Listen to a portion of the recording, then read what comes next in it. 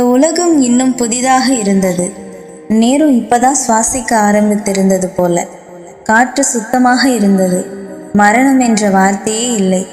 அந்த உலகத்தின் நடுவில் ஒரு மனிதன் இருந்தான். அவன் பெயர் ஆதாம். ஆனால் அந்த பரிபூரண உலகத்திலேயே ஒன்று மட்டும் குறைவாக இருந்தது. அந்த வெறுமையை பார்த்த தேவன் சொன்னார், மனுஷன் தனிமையாயிருப்பது நல்லதல்ல.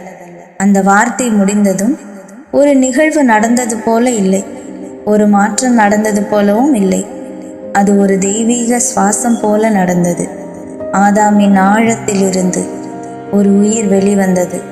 மண்ணில் இருந்து அல்ல, மனிதனின் அருகிலிருந்து, அவன் விலா எலும்பிலிருந்து.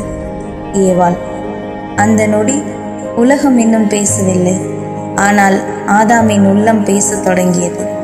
இவள் என் எலும்பின் எலும்பும் என் மாம்சத்தில் மாம்சமுமாயிருக்கிறாள். அந்த வார்த்தை ஒரு பெயர் அல்ல, அது ஒரு அடையாளம்.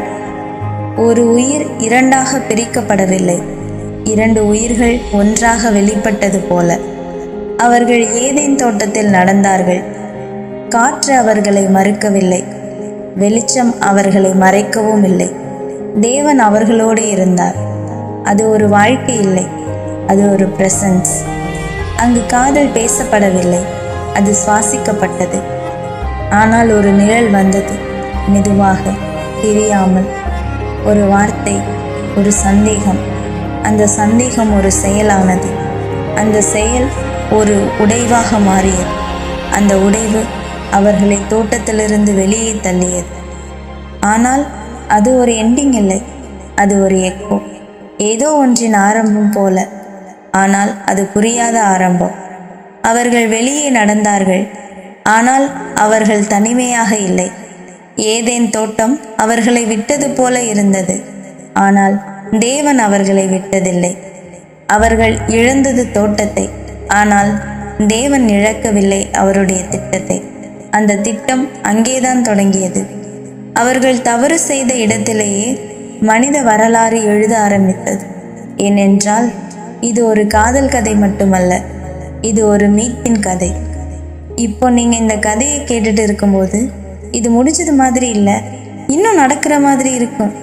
ஏன்னா அந்த ஏதேன் தோட்டத்தின் அமைதி இன்னும் மனிதனின் உள்ளத்துக்குள் ஒலிக்குது. ஒரு குரல் மட்டும் மீதம் இருக்குது, நான் தான் உன் ஆரம்பம்.